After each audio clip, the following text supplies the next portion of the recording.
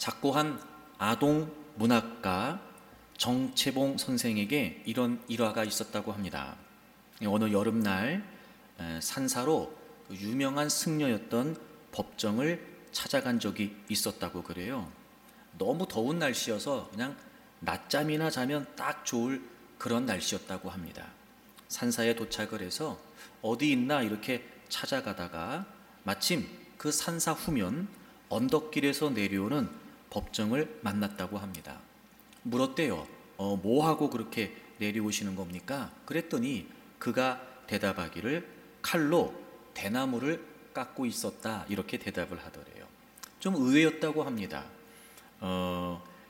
칼도 날카롭고 대나무도 날카로운 거라서 굳이 이렇게 무더운 날씨에 왜 그런 위험한 일을 했을까? 그래서 물었대요. 아니 왜 이렇게 위험한 일을 하신 겁니까? 그랬더니 법정이 대답하기를 졸지 않고 깨어있기 위해서였습니다 라고 대답을 했다 그래요. 졸지 않고 깨어있기 위해서. 무더운 여름 한낮에 그저 그렇게 무기력하게 있으면 꾸벅꾸벅 졸기만 하겠지요. 의도적으로 깨어있기 위해서 위험한 걸 알았지만 날카로운 칼과 대나무를 만지고 있었던 거예요. 의도적으로 깨어있기 위해서 말이죠.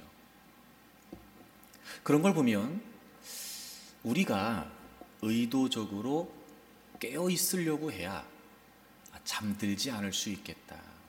이런 생각이 들지 않으시나요? 우리가 그리스도인으로서 생동적인 믿음의 삶을 위해서 깨어 있어야 한다는 것은 매우 중요한 일입니다. 성경은 깨어 있음을 무엇보다 강조하고 있습니다. 예수님께서는 주님이 지셔야 될 십자가에 대한 아무런 각성 없이 일상적인 안이함으로 그날 저녁을 맞이하려고 했던 제자들에게 깨어서 기도하라고 말씀하셨습니다. 사도 바울은 거대한 세속화의 파도가 밀려오는 그 시대를 살고 있었던 로마의 성도들에게 지금은 자다가 깰 때라 라고 권면하기도 했습니다. 사랑하는 교우 여러분, 여러분은 어떠십니까? 깨어 있으십니까?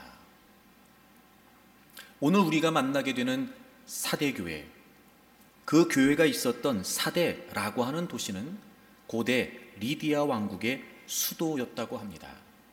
상업적으로 번창했던 무역의 요충지였고 지리적으로는 삼면이 절벽으로 되어 있었고 그래서 군사적으로 난공불락의 요새였다고 합니다. 그리고 특이한 사실은 소아시아의 다른 교회들과 달리 상대적으로 이단의 특별한 위협이나 외부의 핍박이 적었던 곳이라고 합니다. 그래서 안정적이고 부유한 생활을 영위하고 있었습니다. 이런 사대교회를 향하신 주님의 말씀을 통해서 오늘 우리를 향하신 주님의 음성을 깨닫기를 원합니다. 먼저 한 가지 미리 말씀드릴 것은 이 사대교회는 칭찬은 없었고 책망과 경고만 있었습니다. 내용은 차치하고라도 여러분 우리에게 이런 모습은 좀 없었으면 좋겠습니다. 완벽할 수는 없지만 그래서 마땅히 주님 앞에서 부족하고 부끄러운 모습이 있게 마련이지만 그렇다고 하여 칭찬이 하나도 없을 만한 여러분 그런 모습은 좀 아니었으면 좋겠습니다. 사대교회를 향하신 주님의 말씀, 오늘 우리가 어떤 주님의 음성을 들어야 할까요? 오늘 본문 1절을 보겠습니다. 사대교회 사자에게 편지하라. 하나님의 7영과 7뼈를 가지신 이가 이르시되 내가 내 행위를 아노니 내가 살았다 하는 이름은 가졌으나 죽은 자로다. 주님이 사대교회를 향해 말씀하십니다. 살았다 하는 이름은 가졌으나 너희들은 죽었다 이렇게 말이죠. 즉 이름은 살아있다. 이름만 살아있다는 거죠. 누가 봐도 교회입니다. 살아있는 것처럼 보입니다. 그런데 허울만 그럴듯했다는 거지요. 명성이 있었을 수 있습니다. 하지만 껍데기에 불과했던 겁니다. 외적으로 화려하게 보였을 수 있습니다. 하지만 그런 형식적인 모습뿐이었다는 겁니다. 너무나 안타까운 건 그 교회의 주인 되신 주님께서 그 교회를 진단하시기를 그런데 너희들은 죽었다는 겁니다. 어찌 보면 주님께서 교회를 향해 하실 수 있는 가장 심한 책망이 아닐까. 분명히 그들은 교회라고 하는 모양을 갖추고 있었습니다. 교인들로서 신앙의 모습이 있었을 겁니다. 근데 주님이 하시는 말씀은 너희들이 살아있는 것 같은데 죽어 있다는 거예요. 이름은 갖고 있는데 너희들은 죽어 있다는 겁니다. 외적인 형식과 모양은 갖추고 있었을지 모르지만 그들의 영적인 모습은 형편없이 무너져 있었다는 겁니다.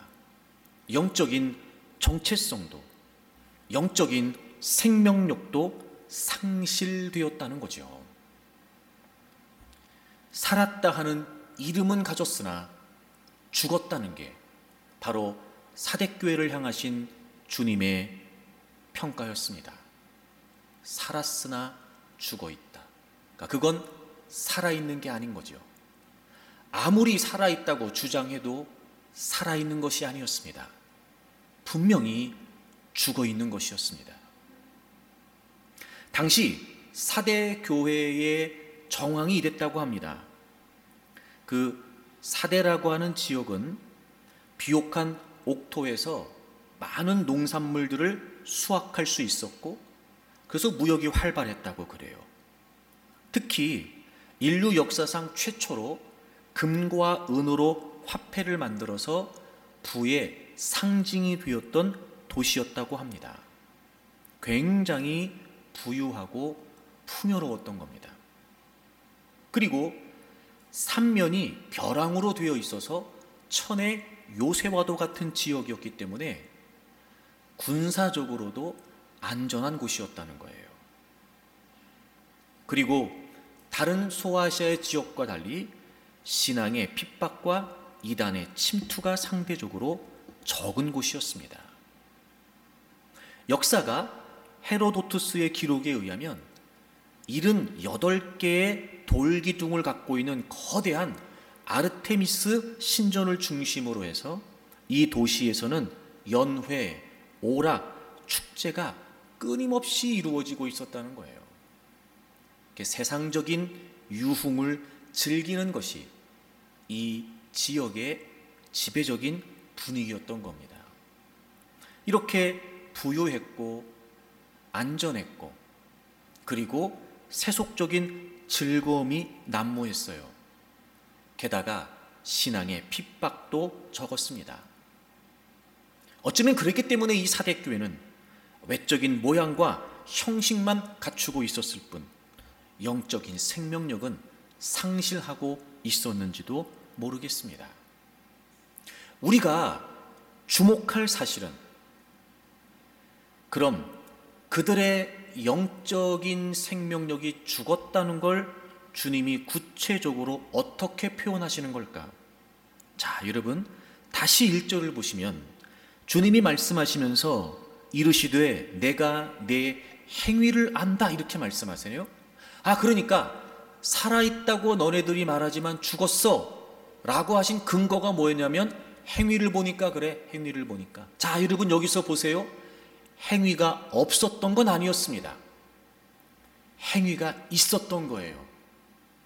적어도 교회를 향해서 너희들의 행위라고 말씀하시는 걸 보면 분명히 그들에게 믿음과 관련된 행위들이, 신앙과 관련된 행위들이 있었던 겁니다. 근데 행위가 없었던 게 아니라 행위를 봤는데 주님께서 보시기에 죽었다는 거예요. 2절을 보시겠습니다. 너는 일깨어 그 남은 바 죽게 된 것을 굳건하게 하라. 네 하나님 앞에 내 행위에 온전한 것을 찾지 못했대요. 행위가 없었다는 말씀이 아니지요. 행위가 있었어요. 근데 문제가 뭐예요? 온전한 것이 없었던 거예요.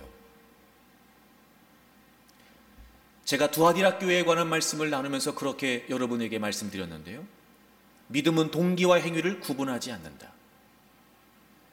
여러분, 이들에게도 행위가 있었습니다. 그들은 믿음이 있었다고 말했겠죠. 그리고 나름대로 행위가 있었습니다. 근데 여러분, 주님이 평가하실 때 행위가 없다고 책망하신 것이 아니라 행위가 있었으나 온전한 걸 찾지 못하셨다는 거예요. 여러분, 이 말이 너무 가슴 아프게 들리지 않으세요? 찾아도 찾을 수가 없었던 거예요. 그러니까 주님이 딱 보고 너넨 죽었어 이렇게 말씀하신 게 아니라 어떻게 해서든지 그들의 믿음이 살아있는지를 찾고 싶으셨던 거예요. 찾았는데 찾지 못하신 거예요. 행위가 없었던 게 아니었고, 그들은 믿음과 신앙의 행위가 있었지만 온전하지 않았던 겁니다. 여기서 온전하다라고 하는 말은 채우다, 충만하다 이런 뜻이에요. 완벽하다는 말을 의미하는 것이 아닙니다. 인간이 행할 수 있는 한계 내에서의 완전함을 지칭하는 것입니다. 주님이 보시기에 그들의 행위는 신앙과 믿음에 턱없이 모자랐던 겁니다. 충분하지 못했던 거예요. 믿음이라고 말할 수가 없었던 거예요. 신앙이라고 말할 수가 없었던 겁니다. 여러분, 잊지 마십시오.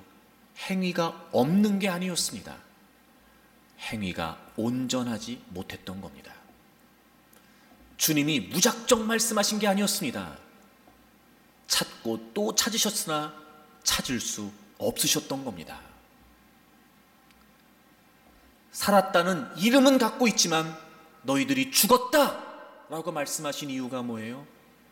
행위가 없어서가 아니라 행위가 온전하지 못했다는 겁니다.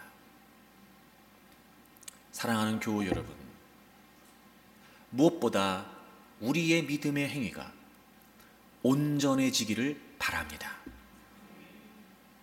우리의 믿음의 행위가 주님 보시기에 인정하실 만큼 충분하기를 바랍니다. 우리가 믿음 있다고 말하고, 내가 믿음으로 산다고 말하고, 내가 하나님을 믿는다고 말하는 우리의 입술의 고백만큼이나 우리의 믿음의 행위가 주님 보시기에 충분했으면 좋겠습니다. 그래서 여러분, 우리의 믿음은 살아있는 믿음, 우리의 신앙은 역동적인 신앙, 사대교회와는 달리 주님 보시기에 살아있구나. 이름만이 아니라 실제 너희들의 행위도 온전하구나. 이렇게 칭찬 듣는 여러분들이 되시기를 바랍니다. 대단한 믿음을 가진 것으로 치장하고 있었지만 주님 보시기에 그들은 영적인 시체와도 같았던 겁니다. 어느 순간부터 그들의 믿음이 세속적인 분위기에 영향을 받기 시작하면서 이제는 복음이 아닌 세상의 권력과 세상의 재물을 소망으로 착각하기 시작하고, 그렇게 주변의 환경에 영향을 받아 안일한 상태로 잠들어 버려 결국 주님께 죽은 믿음이다 라고 하는 책망을 받게 되었던 겁니다.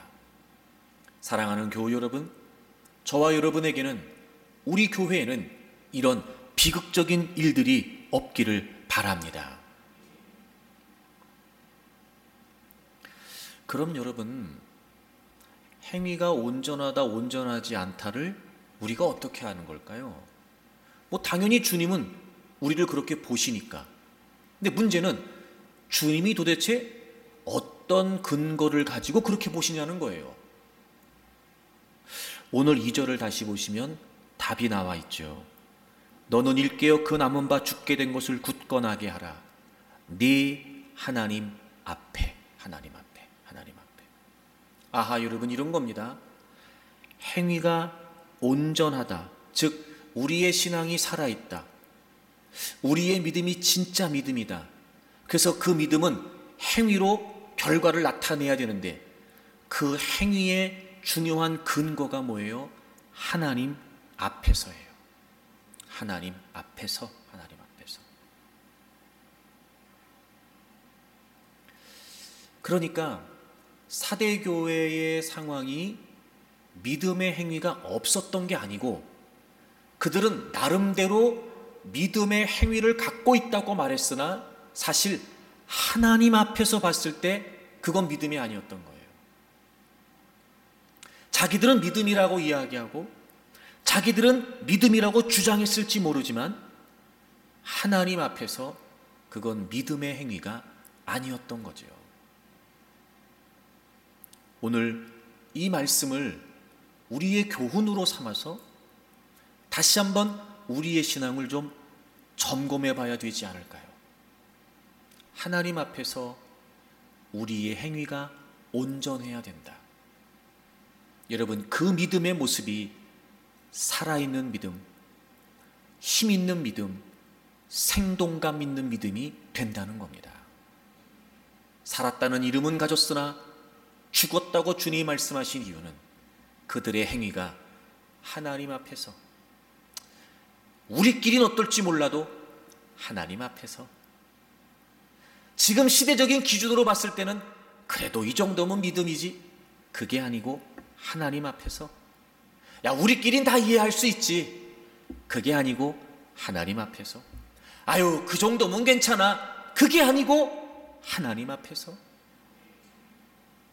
주님이 평가하셨던 근거는 하나님 앞에서예요.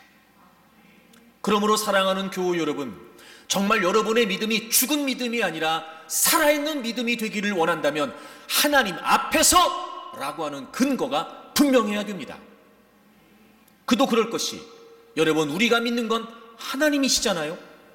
그러니 당연히 우리가 믿음에 관해 이야기할 때마다 우리는 누구를 떠올려야 되겠습니까? 하나님을 떠올려야 되는 거예요. 과연 하나님 앞에서 지금 내 믿음이 어떠냐 말이에요. 우리가 처해 있는 상황 말고요, 지금 우리가 살고 있는 이 시대 말고요, 여러분을 둘러싸고 있는 그런 정황들 말고요, 아유, 이 정도면 충분하지, 아니요, 그러면 안 돼요, 아유, 이 정도라도 다행이지, 아니요, 그러면 안 된다고요. 하나님 앞에서, 하나님 앞에서. 여러분, 이 근거가 분명해야 우리의 믿음이 죽어가는 걸 막을 수 있습니다. 우리의 믿음이 잠들어가는 걸 방지할 수 있습니다. 그래야 깨어있을 수 있고, 그래야 살아있는 믿음, 진짜 믿음으로 살아갈 수 있습니다. 하나님 앞에서. 사실 지금 우리에게도 행위가 없는 건 아니죠. 오늘도 지금 예배 자리에 나왔잖아요, 우리가. 요즘 여러분 사순절이니까 열심히 성경도 읽으시잖아요. 열심히 기도도 하시잖아요. 행위가 없는 게 아니에요, 여러분. 그런데 우리가 놓쳐서는 안 됩니다. 중요한 게 뭐라고요? 하나님 앞에서, 하나님 앞에서. 만약에 이 하나님 앞에서라고 하는 아주 중요한 믿음의 평가의 근거를 잃어버린다면 여러분, 우리의 믿음은 점점 변질되고 타락하고 죽어가게 될 것입니다. 생명력을 상실한 믿음, 믿음이라고 말할 수 없어요. 살았다는 이름은 가졌으나 너희는 죽었어라고 말씀하시는 걸 보면 그건 살아있는 게 아니라 죽어있는 게 분명하지요. 하나님 앞에서, 하나님 앞에서. 그럼 여러분이 하나님 앞에서라고 하는 의미를 우리가 어떻게 적용해 볼 수 있을까요? 성경에 보게 되면 이 사대교회와 비슷한 책망을 주님께 들었던 부류가 나옵니다. 바로 바리새인들입니다. 그 내용을 통해서 도대체 하나님 앞에서라는 게 무슨 의미인지를 좀 살펴보려고 그래요. 여러분, 먼저 마태복음 23장을 찾겠습니다. 우리 27절을 좀 보실까요? 화 있을진저 외식하는 서기관들과 바리새인들이여 회칠한 무덤 같으니 겉으로는 아름답게 보이나 그 안에는 죽은 사람의 뼈와 모든 더러운 것이 가득하도다. 이와 같이 너희도 겉으로는 사람에게 옳게 보이되 안으로는 외식과 불법이 가득하도다. 아멘. 주님이 바리새인들을 향해 하신 말씀이에요. 결론이 뭐예요? 너희들은 외식한다는 거예요. 이런 외식이란 말이 무슨 말인지 아시죠? 겉모양만 있는 거예요. 원래 이 외식이라고 하는 단어의 뜻은 연극하다입니다. 연극하다. 그러니까 겉모양은 그럴듯해요. 겉으로 드러나는 모습은 그럴싸합니다. 근데 사실 내면은 아무것도 아닌 거죠. 가짜인 거예요. 그러니까 진짜가 아닌 거예요. 연기하는 거예요. 꾸며내는 거예요. 포장하는 거예요. 마치 사대교회처럼 외형은 있었고 모양은 있었을지 모르지만 실제적으로 그들의 믿음이 죽어 있는 것과 같은 모습이지요. 그게 바로 외식이에요. 그들을 향해 주님이 말씀하십니다. 겉으로는 아름답게 보인대요. 근데 실제로는 회칠한 무덤처럼 안에는 죽은 사람의 뼈와 더러운 것이 가득하대요. 겉으로는 옳게 보이는데 속으로는 불법이 가득하다는 거예요.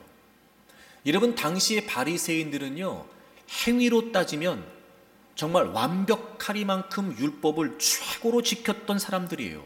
그리고 스스로도 자기들이 최고의 영적인 사람들이라고 자부하고 있었습니다. 그런데 그런 그들을 향해 주님께서 너희들은 외식한다는 거예요. 즉 껍데기만 있다는 겁니다. 회칠한 무덤, 여러분 이게 무슨 의미인지 아시죠? 무덤 속에는 시체가 있단 말이에요. 썩어가고 있어요. 근데 겉에는 횟가루를 탁 칠해 놓으니까 안에 그렇게 썩어 있는 게 있는지를 상상조차 못하는 거예요. 그게 바로 회칠한 무덤이라는 뜻이잖아요. 요즘 말로 표현하면 뭘까요? 예배에 빠지지 않아요. 나름대로 어떤 신앙의 행위들이 있어요. 그리고 실제로 당시에 그들은 11조를 했고 금식을 했고 구제를 했어요. 그렇게 그들은 열심히 신앙적인 행위를 갖고 있었던 겁니다. 그런데 주님께서 그들에게 말씀하세요. 너희들이 겉으로는 아름답게 보이는데 안에는 그렇지 않다는 거예요. 겉으로는 옳게 보이는데 안에는 외식과 불법이 가득하다는 거예요. 겉과 속이 다른 거예요. 겉으로 드러나는 모습에 비해 그들의 내면은 형편없이 썩어 있었다는 거예요. 왜 그랬는지 아세요, 여러분? 28절을 다시 보세요. 27절과 28절에 반복해서 나오는 표현이 겉으로는 안으로는 이렇게 나오잖아요. 근데 27절은 그냥 겉으로는 아름답게 보인다라고 되어 있는데 28절을 보시면 겉으로는 사람에게 옳게 보인대요. 겉으로는 사람들에게 아름답게 보인대요. 겉으로는 사람들에게 그럴싸하게 보인대요. 근데 안으로는 외식과 불법이 가득했대요. 이게 무슨 의미일까요? 그들은 지금 하나님께 보이려고 하는 게 아니라 사람에게 보이려고 했던 거예요. 여러분, 하나님 앞에서라고 하는 의미가 무슨 의미인지 아세요? 사람을 의식하는 게 아니고 하나님을 의식하는 거예요. 여러분, 하나님을 의식하게 되면 절대로 우리의 내면을 소홀히 여길 수 없습니다. 우리의 생각까지도 꿰뚫어 보시는, 그 누구도 알 수 없는 우리의 깊고 깊은 그 생각까지도 정확히 꿰뚫고 계시는 그 하나님 앞에 적어도 우리가 하나님이 의식된다면 여러분, 우리의 속사람을, 우리의 생각을, 우리의 마음을, 우리의 내면을 결코 숨길 수 없기 때문에 소홀히 할 수 없어요. 다시 말해, 주님께서 하시고 싶은 말씀은 행위 그 자체를 말씀하시는 것이 아니라 적어도 너희들이 살아계신 하나님을 믿고 그 하나님을 의식한다면 너희들이 하는 행위뿐만이 아니라 너희들의 심령도, 너희들의 내면도, 너희들의 속사람도 하나님 보시기에 부끄럽지 않아야 된다는 거예요. 속에는 더럽고 추악한 게 가득해요. 내면은 불법이에요. 내면은 썩은 악취가 진동을 해요. 근데 하나님이 의식되지 않고 사람만 의식되니까, 사람은 우리의 생각을 모르니까, 사람은 우리의 내면을 보지 못하니까 겉으로만 사람 보이게, 그럴싸하게 보이게 하는 거예요. 살아있으나 죽었다는 겁니다. 그런 걸 보면 여러분, 외식은 위선입니다. 하나님은 그걸 책망하시는 거예요. 하나님 앞에서, 즉 하나님을 의식해야 됩니다. 사랑하는 교우 여러분, 저는 여러분의 믿음이 죽은 믿음이 아니라 살아있는 믿음이 되기를 바랍니다. 그러므로 여러분, 이제 우리가 깨어나야 됩니다. 다시 하나님 앞에서 라고 하는 기준을 갖고 여러분, 우리가 이제는 하나님을 의식해야 됩니다. 사람들은 속일 수 있습니다. 사람들의 눈은 가릴 수 있습니다. 하지만 불꽃 같은 눈으로 우리를 꿰뚫어 보고 계시는 그 주님은 절대로 우리가 속일 수 없고 그분 앞에 감출 수 없습니다. 그런데 하나님을 의식되지 않고 사람만 의식하는 겁니다. 점점 우리의 믿음의 내면은, 우리의 속사람은, 우리의 신앙은 썩어져 가고 병들어 가고 무너져 가고 있는데, 여러분, 그건 깨닫지 못한 채 그저 껍데기만 포장하고 모양내기에만 애쓰는 겁니다. 살았다는 이름은 가지고 있겠지요. 목사라고 하는, 직분자라고 하는, 기독교인이라고 하는, 하지만 껍데기일 뿐 진정한 의미에서의 우리의 신앙은 없어지는 겁니다. 여러분, 왜 이렇게 되는 걸까요? 왜 우리가 자꾸 하나님을 의식하지 못하고 사람만 의식하게 되는 걸까요? 그건 바로 우리 안에 깊게 뿌리하고 있는 죄성 중에 하나인 허영 때문에 그래요. 허영. 여러분, 근본적으로 하나님이 의식되잖아요. 그러면 우리가 그 어떤 행위를 가지고도 그분 앞에 자랑거리로 내세울 수 없다는 걸 깨우치게 됩니다. 근데 하나님이 의식되지 않고 사람만 의식되면 내 내면은 어떻게 돼도 상관없고 껍데기만 포장하면 된다고 생각하는 거예요. 그게 뭐예요? 허영입니다. 경계해야 됩니다. 19세기 후반 프랑스의 소설가인 기 드 모파상의 대표적인 단편소설 목걸이에 보면 그 여주인공 마틸드의 불행한 이야기가 나옵니다. 이 마틸드는 가난한 사무원의 딸이고 문부성의 하급 관리였던 남자와 결혼을 하게 됩니다.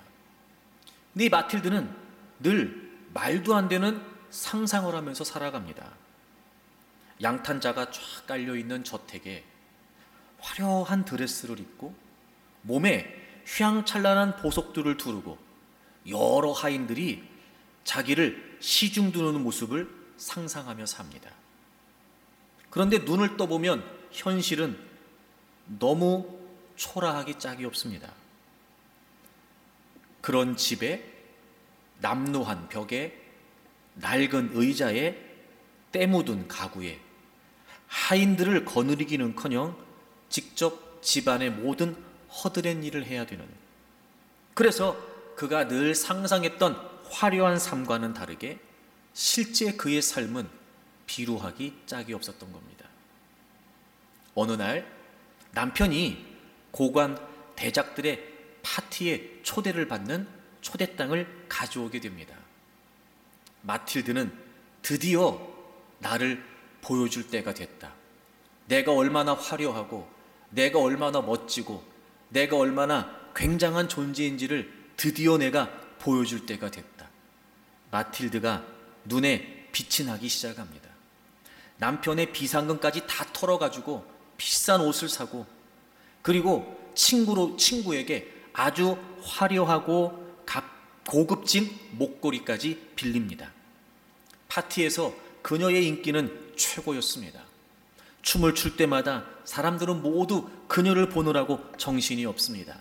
마틸드는 느낍니다. 마치 이 파티가 나를 위해 준비된 것처럼 말입니다.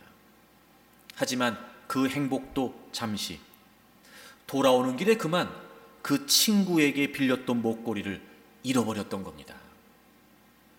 하는 수 없이 마틸드는 자신의 모든 재산을 다 처분합니다. 그것도 모자라서 비싼 이자까지 물면서 대출을 받아서 똑같은 목걸이를 사서 친구에게 돌려주게 됩니다.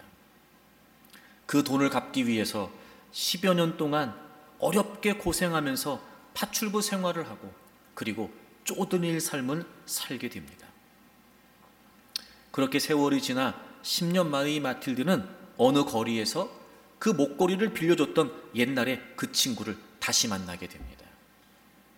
이 마틸드가 그 10년 동안 얼마나 고생하면서 박상 늙었는지 그 친구는 마틸드를 알아보지 못하게 됩니다. 마틸드가 아는 척을 하고 그 친구에게 자신이 그 빌렸던 목걸이를 잃어버려서 그걸 너에게 다시 사주기 위해서 얼마나 고생을 했는지 씁쓸한 이야기를 들려주게 되죠. 그때 그 친구가 깜짝 놀라면서 말합니다. 아이고, 그 목걸이 가짜였는데. 이렇게 말이죠. 몇 푼 안 되는 싸구려 목걸이였던 겁니다. 친구 말을 들은 마틸드는 기절할 듯 정신이 혼미해집니다. 가짜인 줄도 모르고 그 화려하게 빛나는 모습을 보고 진짜라고 짐작을 하고 그걸 잃어버려서 그 새 거를 사서 그 친구에게 주고 그 값을 갚느라고 여러분 10년 동안 고생하면서 살았던 자신의 삶. 하지만 여러분, 분명한 사실은 그 누구도 탓할 수 없었습니다. 바로 자신의 허영심에 사로잡힌 탓이기 때문이지요. 마틸드는 허영 속에서 꽃 같은 삶을 진흙탕으로 만들어 버렸던 겁니다. 이런 말이 있더라고요, 여러분. 여자는 허세 부리는 남자를 경계하고 남자는 허영에 빠진 여자를 경계해야 된다. 허영. 영어를 보게 되면 vain glory라고 되어 있습니다. 영광이라는 글로리라고 하는 말 앞에 비어있다라고 하는 vain이라고 하는 말이 붙어서 허영이라는 단어가 됐습니다. 속이 비어있는 영광이라는 거죠. 한자를 봐도 그렇습니다.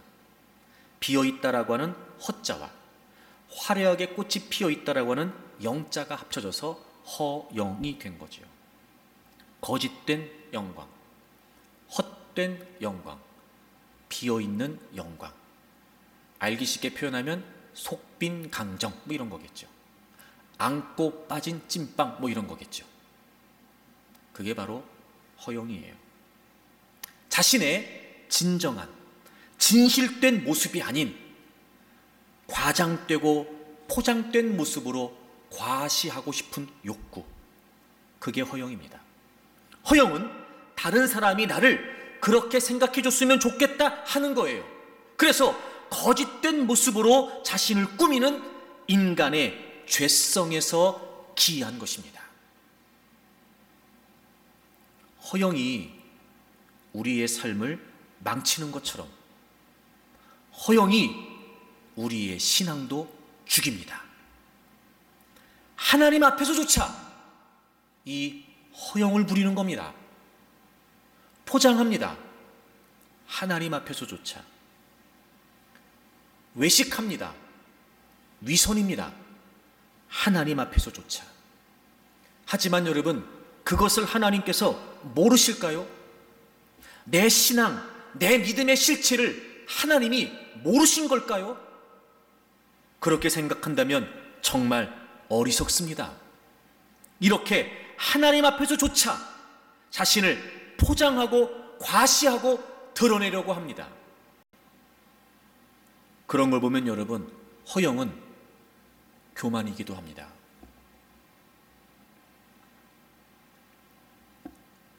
허영과 교만은 사실 같은 속성을 갖고 있는 거예요.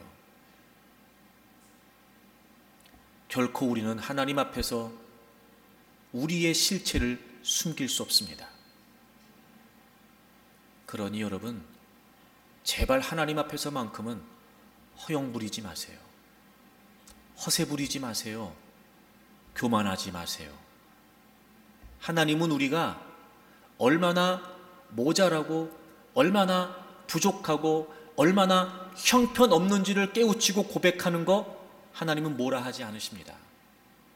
오히려 그럼에도 불구하고 그 허영심에 그 교만에 과시하고 포장하려고 하는 시도를 하나님은 싫어하시는 거예요.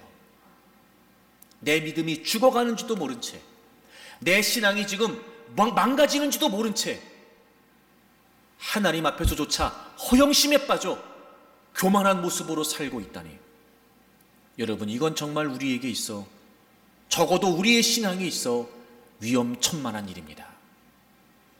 그러니 사랑하는 교우 여러분, 허영을 버려야 됩니다. 하나님 앞에서 교만해서는 안 됩니다. 신학적인 사상과 더불어 실용적인 대안이 함께 어우러진 강연으로 신선한 반향을 일으키고 있는 미국 칼빈 대학교의 철학 교수 레베카 드 영은 자신이 쓴 허영이라고 하는 책에서 이렇게 이야기합니다. 허영된 사람은 우월하게 보이기를 갈망하고 교만한 사람은 우월성을 추구한다. 즉, 드 영은 교만과 허영이 서로 상호작용을 하면서 악순환되고 있다고 설명합니다. 교만한 사람은 선함에 있어서 남들보다 우월하기를 갈망한다. 남들보다 우월한 선함은 자연히 관심과 인정을 이끌어낸다. 그러나 남들보다 더 많은 영광을 갖는 것은 교만한 사람이 남들보다 탁월해지는 또 하나의 방법이 되어 주목을 더 받게 한다. 즉, 교만은 허영을 낳고 허영은 또 교만을 유도하게 된다는 거지요. 다시 말해, 허영은 모든 죄악의 뿌리가 되는 교만과 깊이 연결된 근본적인 죄악이라는 거예요. 여러분, 시계가 시간이 아닙니다. 향수가 향기가 아닙니다. 허영, 교만은 진정하고 진실된 모습이 드러나는 것이 아니라 오히려 지금 내가 형편없이 죽어있다, 형편없이 고갈돼 있다, 무너져 있다는 사실을 반증하고 있는 것뿐, 살았다는 이름은 가졌으나 죽어있는 모습입니다. 실제로 살아있는 것이 아니라 죽어있는 모습입니다. 사대교회가 그랬던 것처럼, 바리새인들이 그랬던 것처럼 허영과 교만에 빠져 외식하고 위선을 갖게 되는 겁니다. 믿음은 죽게 됩니다. 하나님 앞에서 잊지 마십시오.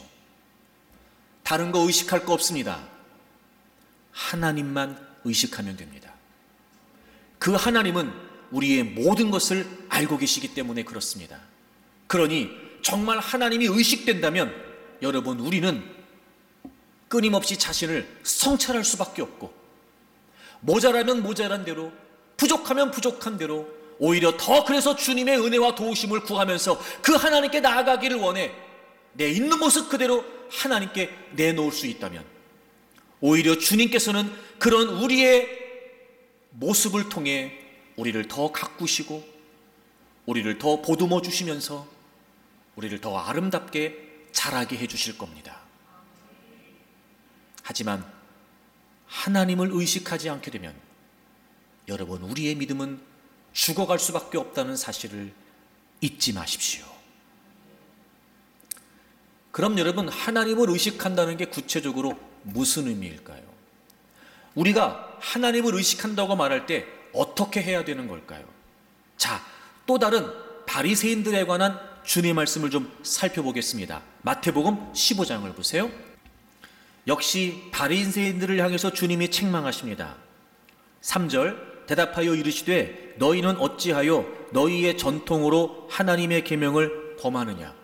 여기서 범한다는 말은 파괴하다, 무효화시키다 이런 뜻이에요. 너희의 전통으로 하나님의 계명을 무효화시킨다. 6절 보세요. 그 부모를 공경할 것이 없다 하여 너희의 전통으로 하나님 말씀을 폐한다. 여기서 폐한다라고 하는 말은 권위를 무시한다는 말이에요. 너희의 전통으로 하나님의 계명을 범하고 너희의 전통으로 하나님 말씀을 폐한다는 거예요. 구절을 보세요. 사람의 계명으로, 여기서 이 계명이라고 번역된 단어는 3절에 전통이라고 번역된 단어와 동일한 단어입니다. 역시 반복해서 말씀하시는 거예요. 사람의 전통으로 교훈을 삼아 가르치니 나를 헛되이 경배하는도다. 여러분, 그들의 믿음이 헛되다는 거예요. 즉 그들의 믿음은 살아있는 믿음이 아니라는 거예요. 그 주님 말씀하세요. 너희의 전통으로 하나님의 계명을 범한다. 너희의 전통으로 하나님 말씀을 폐한다. 너희는 너희의 전통으로 가르치지 하나님 말씀으로 가르치지 않는다. 즉 그들의 전통이 앞서서 하나님 말씀을 무효화시키고 하나님의 권위를 박탈시키고 그렇게 하나님 말씀을 무용지물로 만든다는 거예요. 그래서 너희들의 믿음은 죽어 있다는 거예요. 그러니 껍데기만 있다는 겁니다. 살았다고 하는 이름은 가지고 있을지 모르지만, 너희들 나름대로 믿음이라고 하는 미명하에 어떤 행위를 갖고 있을지 모르지만 그건 다 죽어 있는 거라는 거예요. 여러분, 하나님 앞에서라는 말이 무슨 말이겠어요? 말씀이 기준이 되는 거예요. 하나님 앞에서라고 하는 말은 하나님을 의식하는 겁니다. 여러분, 그래야 우리의 믿음이 살아날 수 있어요. 하나님 앞에서라고 하는 말은 바로 그 하나님의 말씀이 기준이 되는 겁니다. 그래야 우리의 믿음이 살아날 수 있습니다. 하나님의 말씀이 기준이 돼야 됩니다. 결론적으로 말해서 저는 여러분에게 이렇게 주장하고 싶습니다. 하나님의 말씀을 믿는 건 가장 합리적입니다. 왜냐하면 이 말씀 안에는 우리 삶의 모든 것이 정확히 사실적으로 담겨져 있습니다. 우리의 인생이 어떻게 시작됐는지, 어떻게 끝나는지, 우리가 살아가고 있는, 생명을 가지고 살아가고 있는 이 생존의 공간이 어떻게 시작됐으며 어떻게 운행되고 있는지, 무엇보다 우리의 시작과 이 우주 공간의 시작은 우리가 확인해 볼 수 있습니다. 우리의 끝은 아직 확인 안 될지 모르지만 우리의 시작은 확인할 수 있습니다. 여러분, 성경은 정확하게 우리의 생명, 우리의 생명이 생존할 수 있는 이 모든 공간에 관해 그 시작과 과정과 끝을 정확하게 성경은 우리에게 알려주고 있습니다. 성경은 사실적입니다. 성경은 우리의 생명, 우리의 인체가 창조주 하나님의 정교한 설계와 기가 막힌 장인과 같은 손길에 의해서 만들어졌다고 분명히 기록하고 있습니다. 우리 성경을 찾겠습니다. 시편 139편입니다. 시편 139편 13절부터 보시면, 주께서 내 내장을 지으시며 나의 모태에서 나를 만드셨나이다. 나의 모태에서. 여러분, 우리가 태어나기 전에 어디에서부터 먼저 만들어져요? 모태에서부터 만들어져요. 어머니의 자궁 안에서 만들어집니다. 정확한 사실이죠, 여러분. 그리고 이제 내장을 지으셨다 설명할 거예요. 14절, 나를 지으심이 심히 기묘하심이다, 기이하다 설명할 거예요. 여러분, 15절, 내가 은밀한 데서 지음을 받았고 땅의 깊은 곳에서 기이하게 지음을 받았대요. 은밀한 곳, 깊은 곳, 사람의 눈에 보이지 않는 숨겨진 곳, 어디겠어요? 어머니의 자궁 속을 의미합니다. 성경은 정확히 기록해주고 있습니다. 우리가 땅의 깊은 곳, 은밀한 곳, 즉 우리 눈에 보이지 않는 숨겨진 공간에서 시작됐다는 걸 우리에게 가르쳐주고 있어요. 바로 어머니의 자궁 속입니다. 계속해서 15절을 보세요. 나의 형체가, 여러분, 이 형체라고 하는 단어가 무슨 말이냐면 뼈의 구조를 가진 물리적 존재라는 의미예요. 여러분, 우리는 뼈를 갖고 있는 물리적 구조입니다. 정확하죠, 여러분. 그 다음을 보세요. 내 형질이, 여러분 16절에 보면 내 형질이라고 하는 단어가 나오죠. 여러분, 이 형질이라고 하는 단어가 원어로는 아직 몸이 다 형성되지 않은 태아를 가리킵니다. 태아. 이게 형질이에요. 요즘은 임신을 하면 초음파 사진 같은 걸 통해서 사실 뭐 이렇게 형태나 모습을 좀 이렇게 보기는 하지요. 하지만 여러분, 사실 그건 우리 눈으로 보는 건 아니에요. 그렇죠? 우리 눈으로 보는 건 아니에요. 그런데 그런 태아의 형태도 하나님께서는 이미 다 보고 알고 계셔서 우리가 그렇게 태어나기 전에 어떤 과정을 거치는지를 태아 형질이라고 하는 단어를 통해서 우리에게 가르쳐 주세요. 우린 보지 못하지만 내 형질이 이루어지기 전에 주의 눈이 보셨다. 주의 눈이 보셨다. 주님은 다 그걸 보신다는 거예요. 보시고 아시니까 쓰시는 거 아니에요. 우린 내가 이렇게 되는지를 몰랐단 말이에요. 근데 주님은 다 알고 계시는 거예요. 그러니까 이렇게 쓰실 수 있는 거죠. 형체, 형질.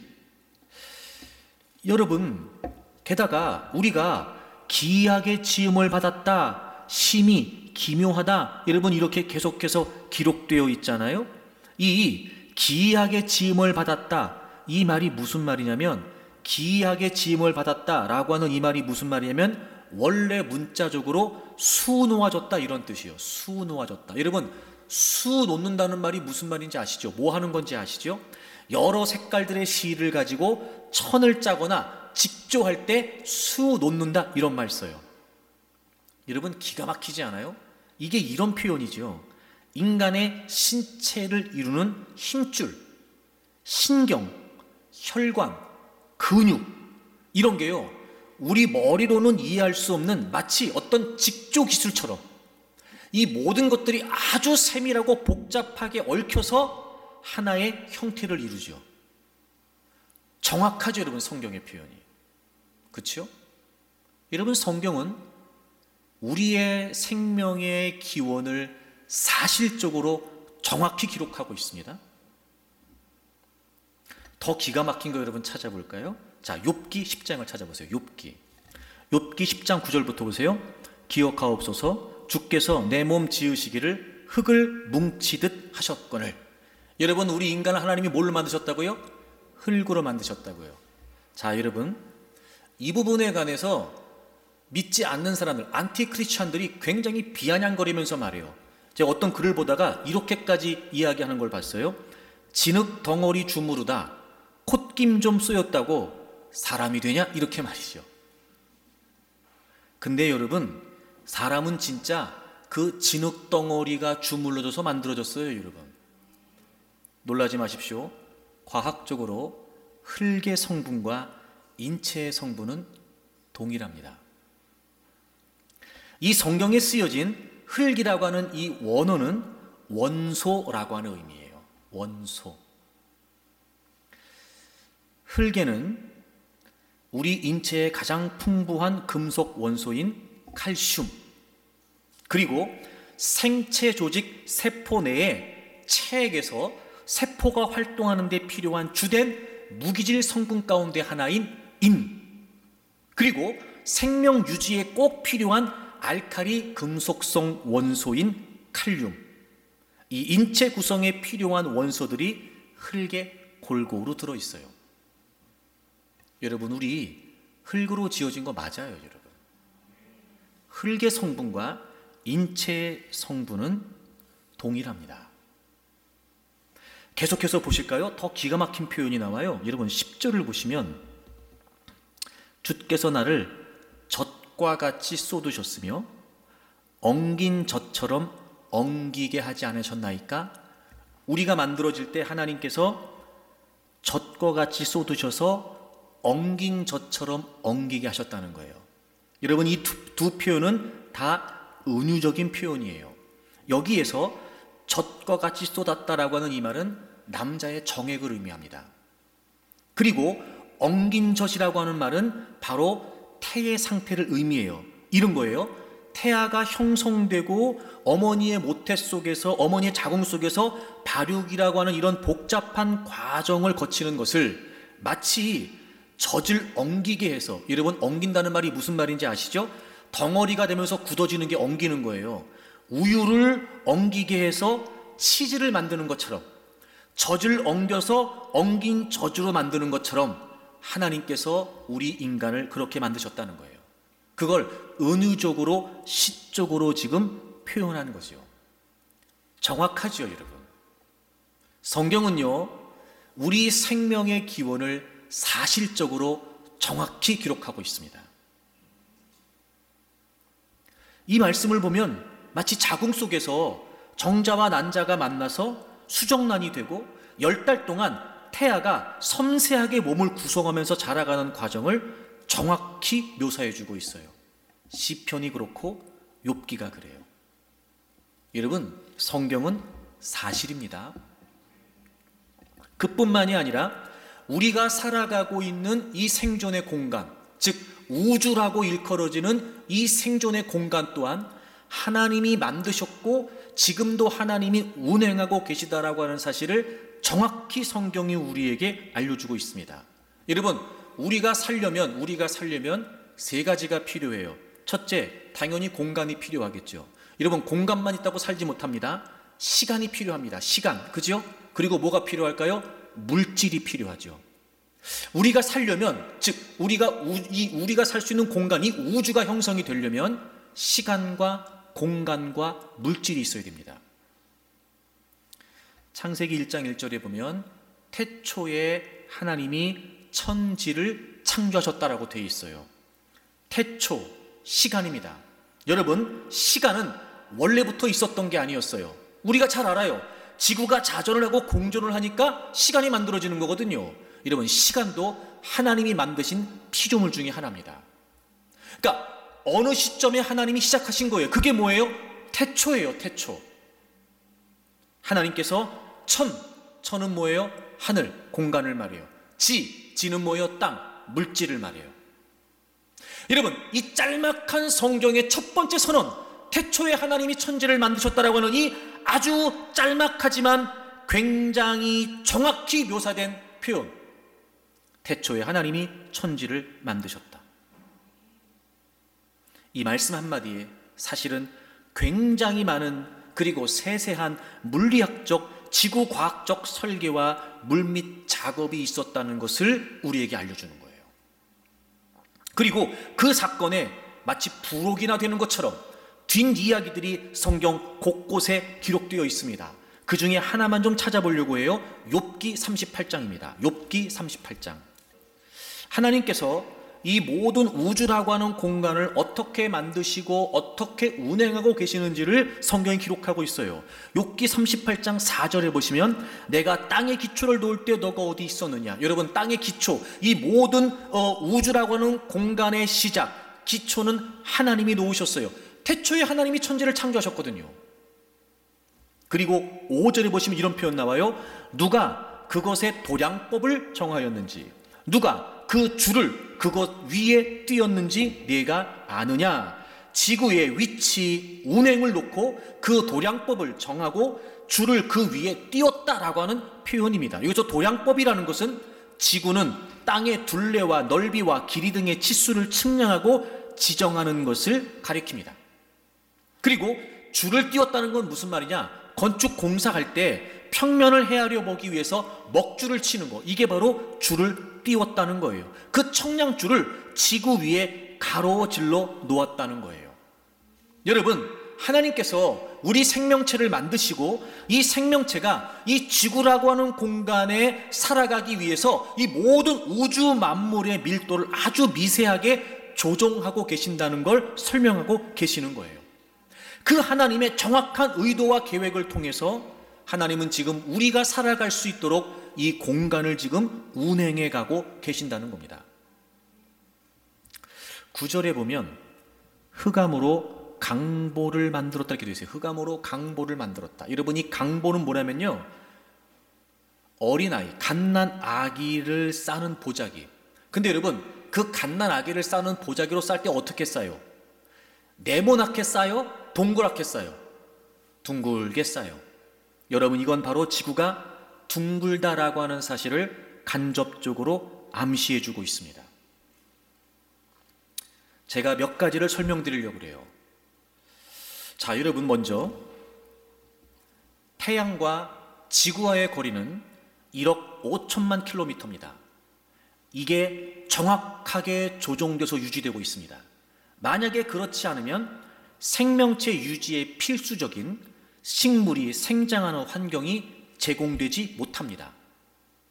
이 지구와 태양 사이의 거리 조금만 더 가까워지거나 멀어지게 되면 지구의 기후가 너무 뜨겁거나 추워져서 생명체가 살 수 없게 됩니다.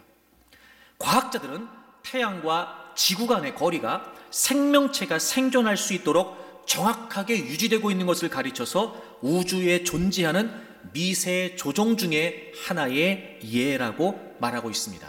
미세 조종. 도량법, 줄을 띄웠다. 바로 주님께서 그렇게 하고 계시다는 거예요. 성경은요, 정확한 사실입니다, 여러분. 이렇게 우주에는 아주 정교하고도 미세한 조율된 질서가 있는데 그 질서와 균형이 조금이라도 흐트러지면 이 지구상에, 그러니까 우주에 계획되어 있고 우주에 설정되어 있는 이 정교하고 미세한 조율이 조금이라도 그 질서와 균형이 흐트러지면 우리 지구에 생명체가 생존할 수 없다는 거예요.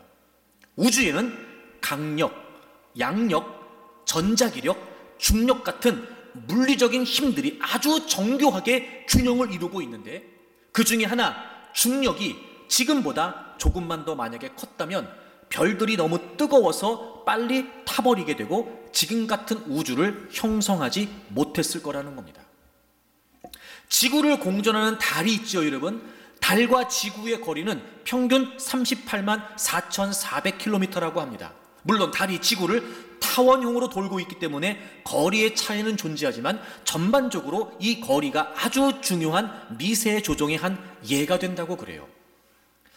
달이 지구에서 멀어지면 바다의 밀물 썰물의 강도가 약해져서 해양 생태계에 큰 영향을 준답니다. 특히나 얕은 바다에 사는 어패류가 큰 타격을 받는데요. 그리고 밤이 지금보다 훨씬 더 깜깜해진답니다.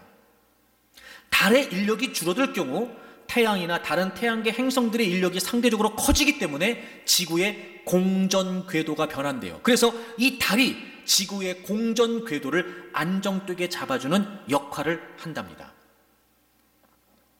또 이 달은 지구의 자전축을 23.5도로 안정되게 잡아주는 역할을 한대요.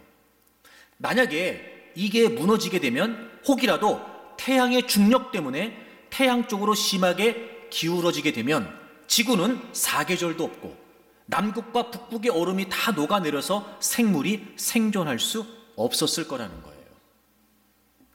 지구가 태양을 한 바퀴 도는데 365일이 걸립니다. 달이 지구를 공전하는데 한 달이 걸립니다. 그래서 이 태양과 달은 우리 삶의 시간 주기를 결정하는데 아주 중요한 요소가 됩니다. 여러분, 지구의 하루가 24시간이 된 것도 바로 이 달 덕분인 거예요.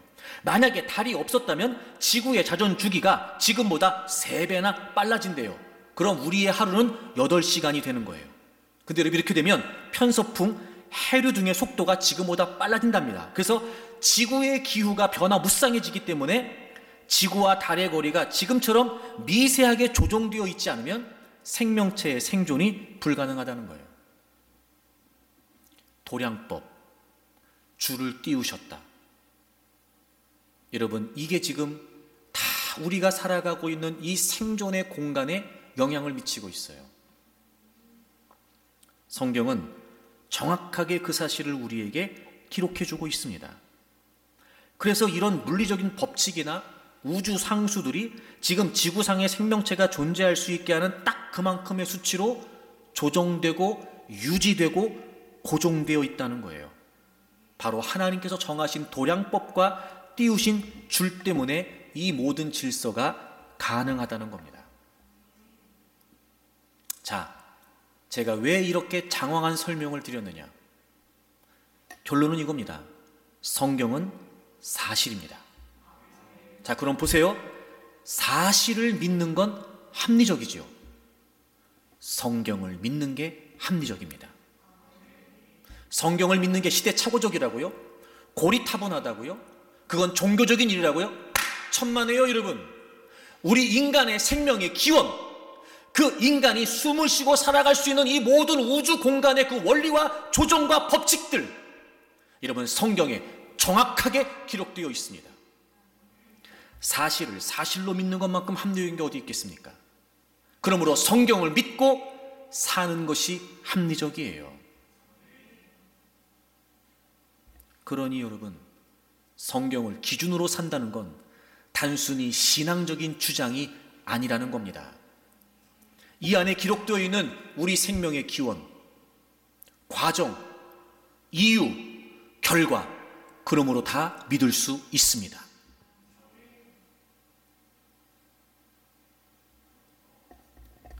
게다가 모든 성경은 하나님의 감동으로 되어 있다고 했습니다. 그 감동이라고 하는 말의 원래 원어는 호흡이라는 뜻이에요.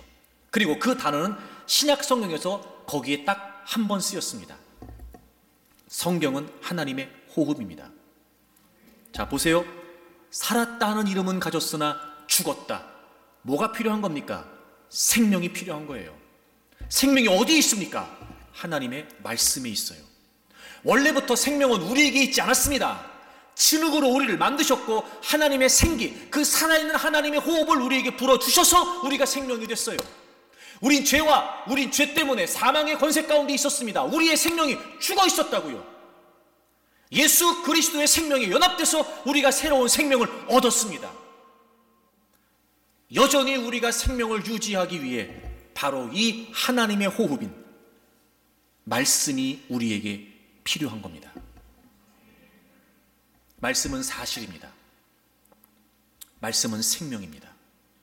살았다는 이름은 가졌으나 죽은 자들에게 필요한 게 뭘까요?